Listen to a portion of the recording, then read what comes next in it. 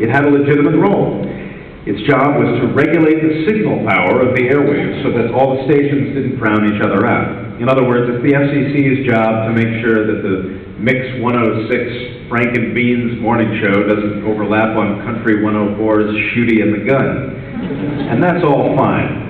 But then somewhere along the line, the FCC decided that its congressional mandate included the right to censor some of the content hitting the airwaves. The Supreme Court took up the case, checked the First Amendment, which says that Congress may make no law abridging the freedom of speech, and decided that what that clearly means is that Congress may make some laws abridging the freedom of speech. Specifically, thanks, my manager just clapped, the Supreme Court said it was okay to ban obscene material. Now, they couldn't really say what obscenity was. Basically, they said, anything that gives you at least a half chub.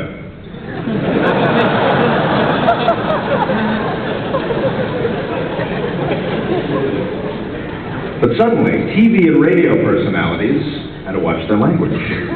Abbott and Costello had to do some major edits to their famous vaudeville routine, "Who's on first, you cocksucker?"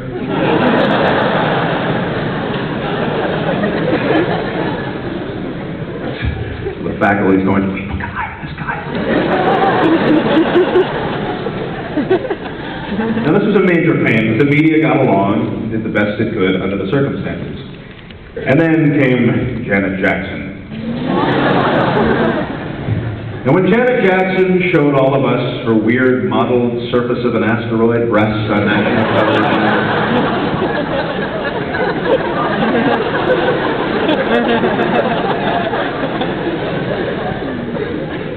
during a Super Bowl halftime show, the then FCC chairman, Michael Powell, was outraged. Powell demanded to know, was CBS aware that would happen? Was it all secretly planned? Who knew what and when? Powell promised a thorough and swift investigation. Great idea. If only our government could mount such a thorough and swift inquiry into what was known by whom about, say, Iraq's non-existent weapons of mass destruction, we'd be a lot better off. They save it for the really big ones. Oh, if Stewie had heard me just say that, he would say, "Oh, clap, clap, clap, clap, clap."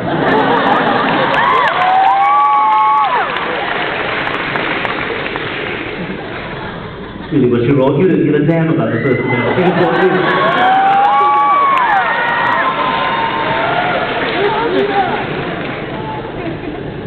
All right, ladies, set your cell phones on the call. Faster, faster, faster, faster. You can take that back to your dorm and have a clear night.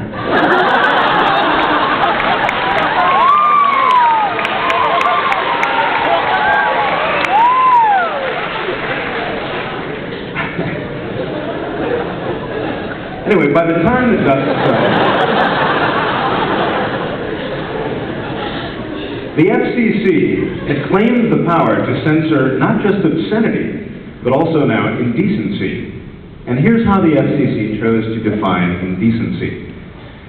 Language or material that in context depicts or describes in terms tactfully offensive as measured by contemporary community broadcast standards for the broadcast medium, sexual or excretory organs or activities. Giggity. They are, and I know this firsthand, they are especially serious about that excretory part. Millions of your tax dollars are at work right now, as we speak, scanning the airwaves for that excretory part, which is a real problem for us at Family Guy because we got tons of shit jokes all ready to go, but we can't use them because of that excretory part. Washington Post critic Tom Shales called our show utterly excremental. If the FCC takes that away from us, what kind of a show do we have left? Stewie can only toss it to Conway Twitty 18 or 19 more times before people kind of get tired of that.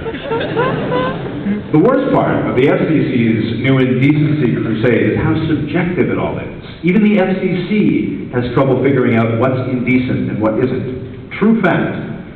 In 2008, the FCC sat down to determine whether or not Saving Private Ryan was indecent.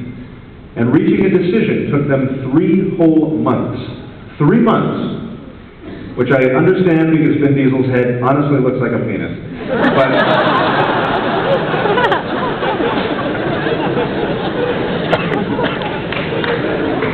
But there are other arbitrary rules that still make no sense to me. Like I said earlier, you can talk about the president's ass, and you can talk about the president's hole, but you can't talk about the president's asshole.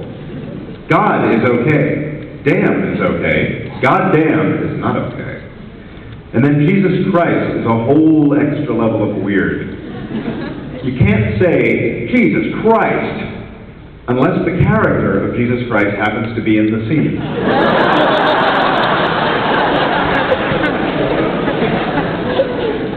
I've smoked nothing before I got here. I couldn't make this stuff up. This is true. I smoked a little.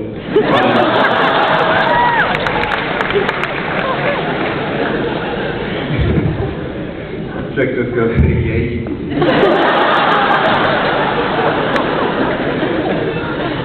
Alright, we got that table.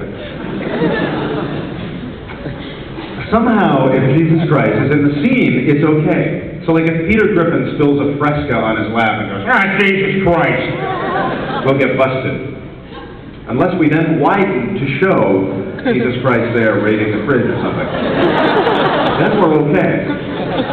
You can show Jesus in a hot tub full of Asian cheerleaders as long as you're not taking his name in vain.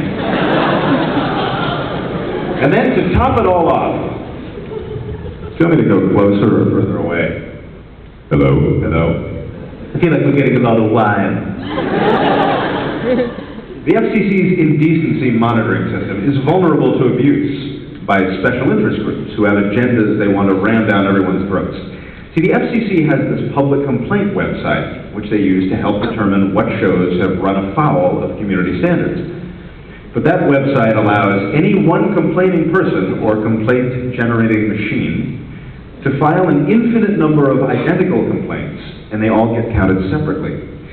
The FCC doesn't even require you to have seen the show that you're complaining about.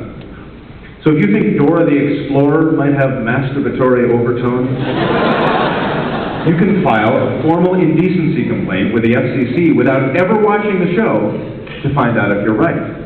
Now, I don't think that's fair. Now, as it happens, Dora the Explorer is full of masturbatory overtones, but that's a relatively isolated case.